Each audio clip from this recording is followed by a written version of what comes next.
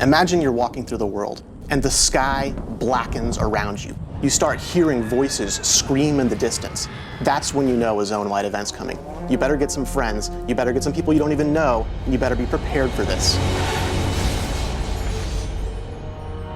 One of the most exciting things about Rift is that in addition to all of the static content that people are used to from other games, there's new types of things to do no matter where you go. Whenever you talk about dynamic content, you're talking about individual events that happen throughout the world, but everybody's waiting for that one that ties the entire world together. You've seen rifts and you've seen small-scale invasions, but a zone-wide event literally takes over the entire zone. We're talking hundreds of players together. And then we have hundreds of NPCs and tons of rifts open. I mean, just the whole sky goes crazy. I mean, just all hell breaks loose. So it is very important for us to listen to our players, and we absolutely do. People said, we'd really love an open grouping system so we can get together in these raids a lot quicker. And that's exactly what we did. When you finally, you reach the biggest things in the game, you see a Colossi, you're not going to think this is a solo encounter, this isn't something I can do alone. You're going to want to run back down, you're going to want to grab everybody you can, you're all going to want to jump on that thing together. We are offering dynamic content in a way that no other game is, because we are giving players direct control. Ancient Wardstones are like a content pinata. This is your way to interact with the world and drive the game and make it do what you want it to do. The most immediate impact the player is going to see is going to be in the quest hubs themselves. Doing the quests, upgrade the hub. By turning on one of the Ancient Wardstones for your faction, you are turning it off for them. It's a really fun part of the system. You get to go over there, blow up the other guy's Wardstone, and then take it for yourself. I get new content, I get new loot.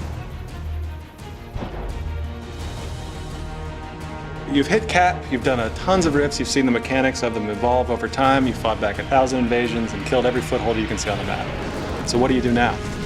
What we want you to do is we want you to go find the expert rifts and the raid rifts. Not only are the rifts bigger themselves, but the types of things and the number of mechanics and objects that we're spawning in, it's just magnified. So while we require sort of an elite crew, we also want to make sure that anybody else shows up when they see these things in the world, can help out, can help the fight, can jump in and still get the contribution rewards they've been accustomed to getting.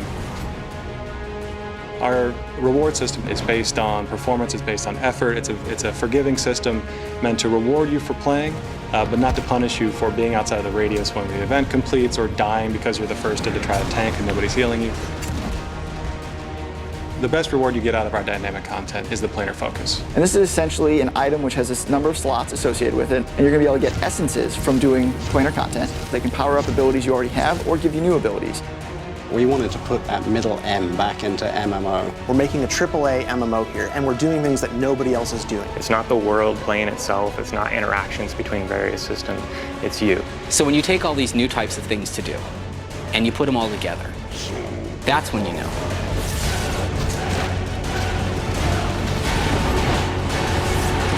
This is Rift.